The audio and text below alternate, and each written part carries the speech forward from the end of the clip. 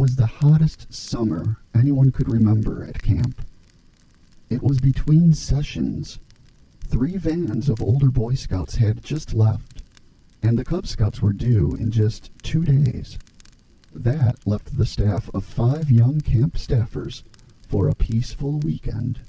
Unknown to them, another bus, a gray prison bus, was winding along the road outside the camp, transporting a single prisoner. The man was criminally insane, according to the tag on his prison uniform, and the 2 guards assigned to him believed it. He was very tall and strong, so his hands were manacled in huge handcuffs, and his legs were hobbled close to each other with a chain. To keep him from running or kicking out at anyone, the warden had added an old-fashioned ball and chain, which he'd found in a prison storeroom.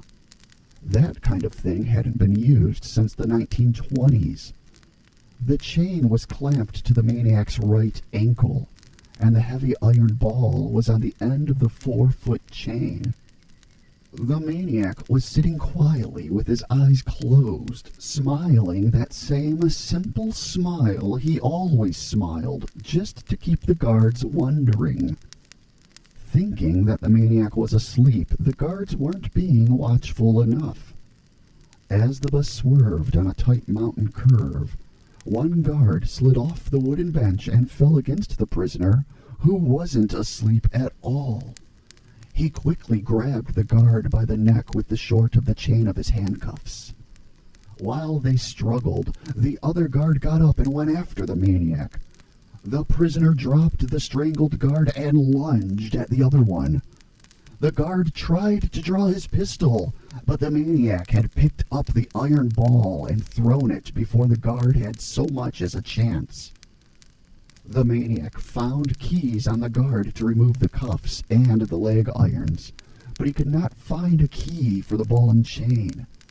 He picked up the iron ball again, smashed the wire glass window to the cab of the prison bus, and grabbed the driver by the throat. The bus swerved all over the road and finally crashed into the deep ditch beside the road, coming to rest against a large tree. The maniac was out. Back at the camp, the staff had swum all afternoon and were now back in their tents on Staff Row, either reading or listening to the radio. There wasn't a TV anywhere in the camp. The sun went down and the owls began to hoot scarily off into the distance. Suddenly, someone screamed. Everyone came running out of their tents and met at the assembly ground. Missy, the swimming instructor, was missing. The other 4 ran to her tent. The zipper was open, and there was a pool of blood on the floor. The staff gasped, then suddenly became very quiet. "Shh," whispered David. They all strained to listen. In the trees, somewhere nearby, they could hear step, drag, step, drag, step, drag. "Let's all split up and look for her," said Tim. They all ran off in different directions into the dark woods. After a few minutes, David yelled for everyone to come to him. It was hard to follow his voice in the underbrush. It was hard to believe that the woods in the camp were so thick and impenetrable. Soon, Tim and Chris found David staring at the base of a tree. There, in the moonlight, was Colin.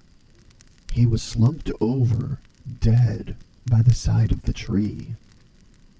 Off to the south, they could hear noises in the undergrowth. Step, drag, step, drag, step, drag. The 3 of them carried the limp corpse back to the mess hall. Once inside, Tim hurried to lock all the doors with big wooden boards. "You all stay here," he said, and lock this door behind me. I've got to get to the office where the phone is." The others objected, but Tim went out the front door and slipped off into the darkness. The others dropped the wooden bar back into its metal brackets to prevent anyone from entering.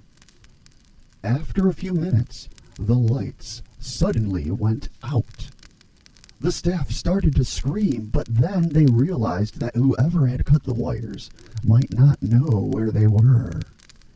They held their hands over their mouths and hid under the serving counter.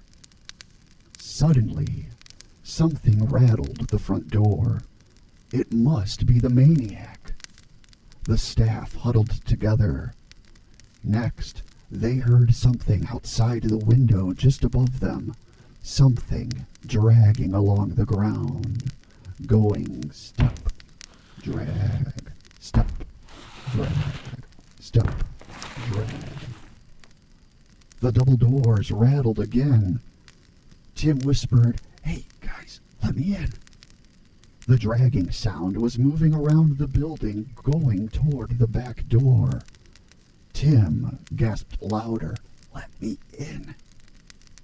David ran from the counter to the door and lifted the bar. Tim darted into the mess hall like a scared cat. Just as they got the double doors shut, the dragging sound came around to the front. Just as they dropped the wooden bar into its brackets, something huge and heavy hit the door, cracking the wood. Tim and Chris ran across the room, tripping and stumbling over the chairs in the dark. The object hit the door again, and the wooden bar cracked with a loud noise. The two staffers looked under the serving counter. David wasn't there. They ran to the back door. "The phone lines must have been cut," whispered Tim. "The phone's dead." The heavy weight hit the front door again, breaking part of the door's upper half. Tim and Chris lifted the bar from the back door and swung it open. Another crash at the front door told them that the doors were about to give. The two slipped into the tall pantry and closed the door. Back in the mess hall, the double front doors gave way in a burst of splinters and broken boards. A deathly silence followed. The two staffers hardly dared to take a breath. Suddenly, they heard that sound on the wooded floor. Step, drag, step, drag, step, drag. The sound stopped right outside the pantry door. Chris gasped. Tim cupped his hand over his mouth, and the two held their breath. Tim was afraid the thing outside could hear his heart beating. Suddenly, there was a terrible scream outside the pantry. It was David. He had moved to another hiding place, leaving Tim and Chris on their own. Now the thing, whatever it was, had found him. There was another scream and the sound of something going out the back door. Then, everything was quiet as a graveyard. The two waited all night, hardly breathing. The sun began to come up. They could see light coming in through the cracks of the wooden pantry. A mourning dove was calling softly in the woods. Then they heard a sound. Someone was coming in the front door. Slow footsteps crossed the floor, along with the sound of something dragging along the boards. The sound came closer to the pantry. Closer. Suddenly, it stopped right in front of the pantry door, as if someone was waiting. Chris could not stand it anymore. He screamed. The pantry door swung open, And there, standing over them, was a tall, muscular form lit from behind. The man bent over. He took off his wide-brimmed hat and showed them his badge. "I'm the sheriff," he said, dropping the heavy bag of weapons and bulletproof vest he had been dragging. "Thank God you two are all right."